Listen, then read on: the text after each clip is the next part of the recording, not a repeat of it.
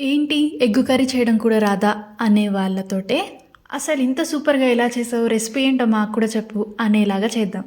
Thick gravy తోటి చాలా బాగుంటుంది, మీరు కూడా ట్రై చేసేయండి. ఫస్ట్ అయితే ఒక ప్యాన్ పెట్టుకుని అందులో కొంచెం ఆయిల్ యాడ్ చేసుకున్న తర్వాత కొన్ని పల్లీలు, ఎండు కొబ్బరి, ధనియాలు వేసుకుని ఫస్ట్ రోస్ట్ చేసుకోవాలి. నెక్స్ట్ ఇందులోకి కొంచెం దాల్చిన చెక్క, లవంగాలు, మిరియాలు కూడా వేసుకొని కొంచెం ఫ్రై అయిన తర్వాత వీటిని చల్లారి పెట్టేసుకోవాలి. ఆ తర్వాత మిక్సీ జార్లోకి మనం ఫ్రై చేసుకునే ఇంగ్రీడియంట్స్తో పాటు ఒక ఆనియన్, ఒక టమాటో, పొట్టు తీసుకున్న వెల్లుల్లి రెబ్బలు, అల్లం ఉంటే అల్లం కూడా వేసుకొని స్మూత్ పేస్ట్ లాగా ప్రిపేర్ చేసుకొని రెడీగా పెట్టుకోవాలి. నెక్స్ట్ వీడియోలో చూపిస్తున్నట్టుగా 2 టమాటాలకి ఘాట్లు పెట్టుకోవాలి. అలానే పచ్చిమిర్చి కూడా కొంచెం చీలికల్లాగా చేసుకుని పక్కన పెట్టుకోవాలి. ఇప్పుడు కర్రీ ప్రిపరేషన్ కోసము ఒక ప్యాన్ పెట్టుకుని అందులో కొంచెం ఆయిల్ యాడ్ చేసిన తర్వాత జీలకర్ర, ఆవాలు, కరివేపాకు, కొంచెం పచ్చిమిరపకాయలు, పసుపు, సన్నగా కట్ చేసుకున్న ఒక ఉల్లిపాయ కూడా వేసుకుని వీటన్నిటిని కూడా గోల్డెన్ షేడ్ వచ్చేంత వరకు బాగా ఫ్రై చేసుకోవాలి.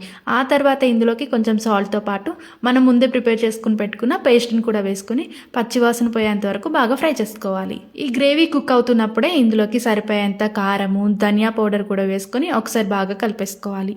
మనం పచ్చిమిరపకాయలు కొంచెం ఎక్కువ క్వాంటిటీలోనే యాడ్ చేసుకుంటున్నాం కాబట్టి కారం అయితే కొంచెం తగ్గించి వేసుకోండి. ఆ తర్వాత ఇందులోకి మనం కట్ చేసుకుని పెట్టుకున్న టమాటాలను కూడా వేసేసుకొని ఒక మూత పెట్టేసుకుని ఒక 2 నిమిషాల పాటు బాగా ఫ్రై చేసుకోవాలి. వీడియోలో చూపిస్తున్నట్టుగా ఆయిల్ అంతా సపరేట్ అయిపోయిన తర్వాత ఇందులోకి చిన్న నిమ్మకాయ సైజ్ అంతా చింతపండు రసాన్ని అయితే తీసుకొని దాన్ని కూడా ఇప్పుడు యాడ్ చేసేసుకోవాలి. గ్రేవీ కన్సిస్టెన్సీకి సరిపోయేలాగా వాటర్ని అయితే అడ్జస్ట్ చేసుకోవాలి. నెక్స్ట్ ఇందులోకి మనం కట్ చేసుకుని పెట్టుకున్న పచ్చిమిరపకాయలు అండ్ గుడ్లను కూడా వేసేసుకొని బాగా ఉడికించుకోవాలి.